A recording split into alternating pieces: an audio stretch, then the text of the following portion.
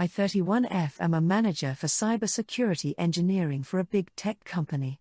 My husband is an internal medicine specialist. I make over 200K a year and he recently started making his full salary around 400K. We had our first child around 2 years ago and I'm pregnant with our second. My family is pretty open-minded about it, but my husband's family are old-fashioned, and since we are Japanese, there is a consensus from them that women who are married with children shouldn't be working. My husband is very lucky, he has less loans than other doctors. Just over 130K, but that's because his family paid a lot of it off already. So I've been getting hints from them that I should be a stay-at-home mom and leave the money making to my husband. I don't want to leave my job and my company is relatively understanding. I got 6 months off, 3 months with full pay and 3 months without, for my first child and was able to keep my current position. The male members of my team are also able to take paternity leave. So I don't see why I have to leave my job. I also paid most of the bills while my husband wasn't making much as a resident. My aunt was a stay-at-home mom, and to make more income in her retirement she babysits my son. She is also going to be looking after my youngest child when my maternity leave ends.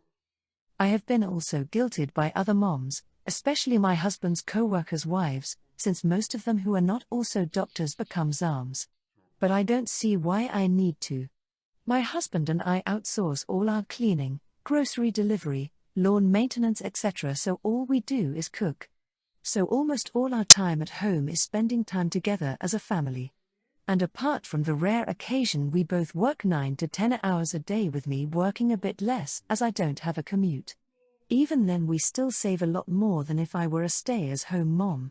But my mother-in-law has commented how it's not right I outsource these things because a mother shows her love by cleaning after her kids and husband. My mother-in-law recently came over and while eating dinner she said the food was great and complimented me, and I said my husband made the food, he finished work early and I was in a meeting with a customer, and she was shocked and said it wasn't right that my husband has to do any work after his long shift. I got annoyed and said that I was working longer than him today, and she said, well then you should quit so you don't need to. I got mad and told her I save over 12K a month after paying to outsource I didn't have an interest in doing anyway. And with that money we can send our children to top schools and have undergrad and probably grad school paid for. So it's ridiculous to expect me to quit just because she has old-fashioned ideas that women need to be on their knees scrubbing away. My mother-in-law was offended, but my husband told her it's already be settled and I'm going to still be working. But everyone always telling me I'm a bad mom if I don't quit my job has me worn down. Comment 1. NTA for shutting her down. However, it is more effective to cut it off at the root. DH and I are perfectly capable of making the best choices for us and our kid, thanks, rather than answer her butting in a way that doesn't necessarily make sense. If someone earns $200,000 and wants to be a stay-at-home mom, more power to them. It's about the right choices for the individuals involved, not about any specific career or income. I don't need to know what you make, or how much you save under various scenarios. All I need to know is that you and DH agree and your family is thriving. Comment 2. NTA. Girl, go get that money. Some women like working, let them work. I am not even one of those people, but it is so annoying knowing these people don't support you. I have a few friends who could have never worked a day in their lives before and after getting married and having kids, but they love their jobs.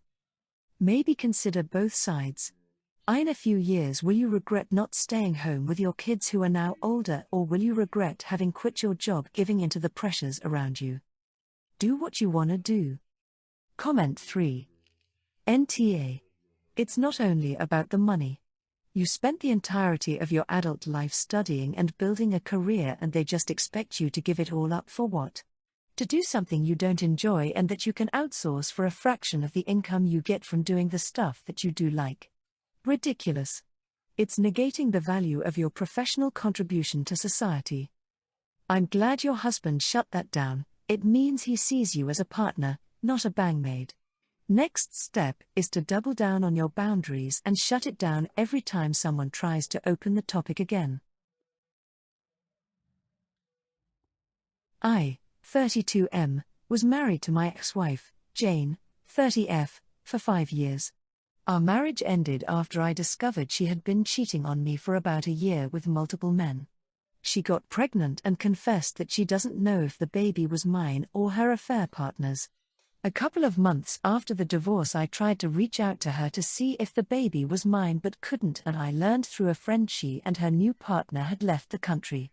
That was 2 years ago and I thought that was that. Recently, Jane reached out to my mother claiming that her kid is mine and in need of financial help. Jane told my mother that her partner left her when he found out the kid is not his. Now for context, my mother has been desperate for grandkids, especially since my older brother is child-free, and I've been single since the divorce.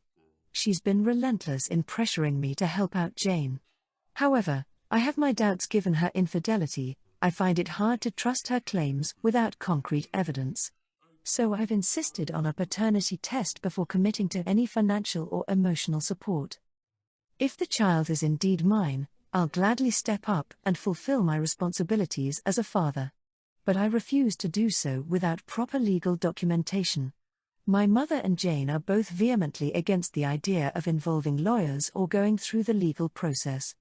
They insist that the child is mine based on similar resemblances, like having blue eyes, which I have, but Jane has blue eyes as well. This issue came to a head when my mother posted a picture on Facebook of her and the kid titled "My Grandson." Now family members and some friends know about this issue and are contacting me. When I tell them I don't know if the kid is mine and want to do a paternity test, they are calling me selfish and irresponsible. My family members are saying my mother will only say that because she is sure that the kid is mine. My friend says I am in a hole for punishing the kid for what my ex-wife did. There is a chance the kid is mine, but I can't shake off my doubts, and I refuse to be manipulated into a situation where I might end up responsible for a child who may not be mine. I'm willing to do what's right, but I need certainty first. But it's driving me crazy with so many people close to me saying I should just take responsibility. My older brother is the only one who is on my side, and he thinks it's because my mother has accepted the kid that others are willing to accept it too, and because of family bonds, which are a major thing here. But I am standing firm on my decision to do a paternity test. Comment 1, NTA, this is obvious. You should also reply on your mother's Facebook post stating that your ex-wife had a baby after adultery and after leaving you, and that until such a time as a paternity test is agreed to, the child is not known to be your son or your mother's grandson. And that you have reasons to doubt that you could be the father due to timing and the refusal to confirm it by testing. Comment 2. NTA. The least your ex-wife should provide, if she wants economic support, is a paternity test.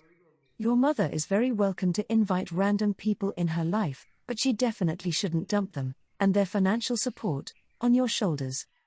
Tell the crazy people who want you to take responsibility that you can't, since you don't even know if there is any responsibility to take. Jane should take her responsibility. I bet she doesn't want to provide a paternity test because if the child turns out not to be yours, she won't get the financial support she wants. Mucha. Comment 3. NTA, let's be honest here. Your ex-wife isn't exactly the model for an honest person. You stated she had multiple affairs. Just because it wasn't the guy she shacked up with doesn't mean you are the biological father. It could be any number of guys. You can order a DNA test off the internet to prove one way or another. Your ex is desperate. She doesn't know who the father is. That's why she doesn't want the test. Your mother has grandma fever. Tune out those who disagree with you wanting proof. Their opinion doesn't matter. If and only if you get proof, then consult an attorney for your parental rights and child maintenance. I rent my basement suite out to my mom's best friend's daughter, Sally. I knew her growing up and I used to babysit her. The basement has 2 means of escape other than going into my area. It is fully up to code as an in-law suite. There is no reason for anyone to go through it into my space. I went on vacation and I left my door to the basement deadbolted. 3 days into my vacation I get an alert on my phone that there is an unauthorized event at my house. I look at the video. It's my mom opening the door for Sally's mom. They freak out when the alarm goes off. Usually if I need my mom to get into my apartment, I will give her a temporary code. It is always the same one because she gets confused by tech. But I have to activate it beforehand. I cannot do it retroactively. The only choice would be to call her and give her my personal code. I checked the cameras in the house and strangely enough my house is not on fire. I didn't leave the faucet running. There is no emergency. This is where I might be the a-hole. Once I saw they were just ducking with my area for no good reason, I put my phone on airplane mode and went back to the party. Maybe 90 minutes later a concierge at the resort came and said I was urgently needed on the phone. My dad has written down my whereabouts and they called the front desk for me. I excused myself and went for the call. I asked my mom what the emergency was. Why was she getting me out of my friend's wedding reception? Was my house okay? Was my dad okay? She very brusquely told me to shut up and talk to the cops and the security patrol. I talked to them and apologized for wasting their time. I asked them what the emergency was that brought my mother into my house. They handed her back the phone and let her tell me that her friend did not want to sit in the basement while she was visiting her daughter. So my mom agreed to come let them use my area and it would be a secret. I asked the security company to please lock my house back up and take my key back from my mother.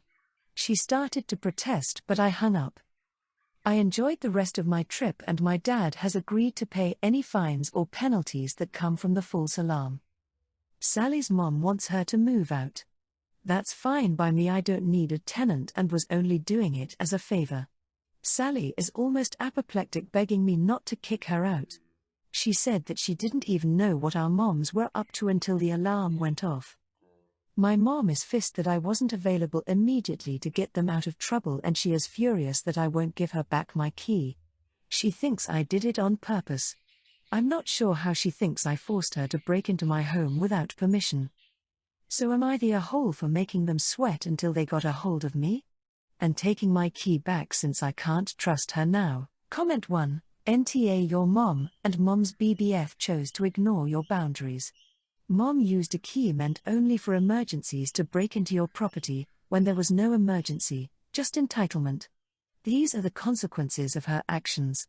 I don't blame you for putting your phone in airplane mode while at an important event. Not your mess, not your problem. I wouldn't kick Sally out if she doesn't want to go though, she's an adult and can make her own choices. Just remind her if she has visitors she needs to remind them to stay on her side of the property line. Comment 2. You did do it on purpose though. You saw her on the camera, knew that she'd get in trouble and turned your phone off to teach her a lesson. For that, I applaud you. She took liberties with your private property and personal space and didn't even see the problem with that enough to make up an excuse. She had absolutely no business there and I would say that it wasn't a false alarm at all. She wasn't supposed to be there and that's why the alarm went off, that's what alarms are for. Comment 3. Technically she didn't do anything. She just allowed a grown woman to deal with the consequences of her own actions. She didn't say anything that would allow mom to think this was okay and I would bet that even if she had called her mom before the alarm went off it wouldn't have stopped mom from trying to get in. Mom would likely have just argued until she was let in or just gone in anyway. Mom thought she was entitled to use the space and even when the cops showed up she still thought she should be able to get in. Nothing she told her mom over the phone before the alarm went off would have changed mom's mind. Totally agree she's not the R but mom was gonna do what she wanted despite ops wishes. Me, 29M, and my wife Angie, 27F, have a son, Sam, turned 2 this week. We're part of a friend group made up of 7 people, including us. There is one more couple in this group. The other 3 are Zoe, 32F, Greg, 41M, and Tim, 30M. Zoe doesn't like kids. She openly avoids them whenever she can. I've always known about this, and have no problem with it.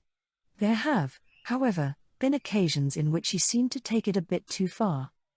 The friend group lives all over the country now, and most of us only get together once or twice a year. This January, we all decided to take a 5-day trip to Greg's beach house. It's in a different state, and a 2-hour flight away. Both Greg and Tim have children.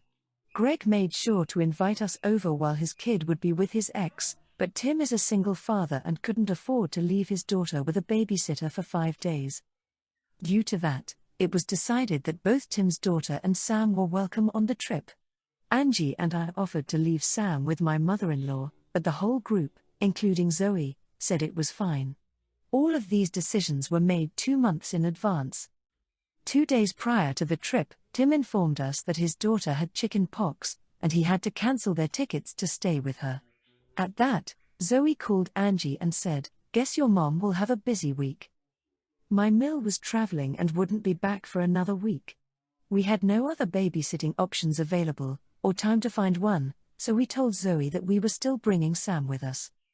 Zoe protested, saying that she was only okay with having kids around during the trip because she knew Tim had no choice, and we had no excuse to bring Sam now that Tim's daughter wasn't coming anymore, but we held our ground. The others took our side.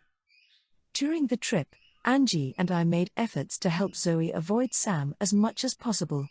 This ended up making our own trip underwhelming, as we were spending a lot of time apart and didn't get to see our friends as much as we wanted to, but it worked.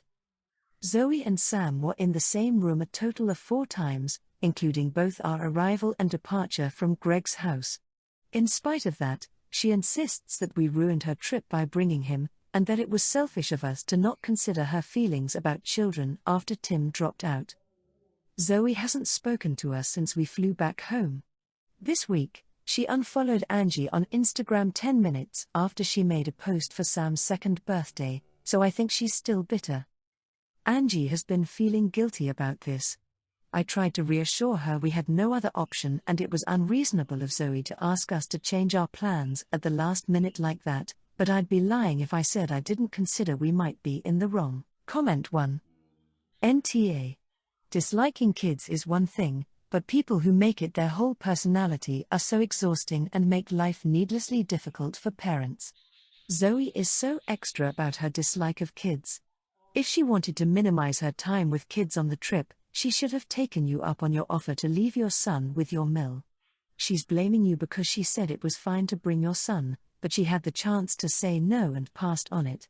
She's pretty delusional if she thinks that 2 days before a trip starts is enough time to find someone to take care of your child for almost a week. Or maybe she's so ignorant about kids that she thinks they're like cats and can just be left at home alone. Comment 2. NTA. I'm not a big kid person. I'm 40 single and have a cat. Kids are not my thing. Being in the room with a kid shouldn't not ruin one's hour, much less their day or week. You also didn't have a choice. Your mother is not a slave. She is not required to put her life on hold just in case you need a babysitter. Even if she was available, you weren't obliged to leave your son with your mother. Next time Zoe complains, I'd be tempted to tell her that she has bigger tantrums than your son, and if it is appropriate for her to be there with her childish behavior, then it's perfectly fine for an actual child to be present.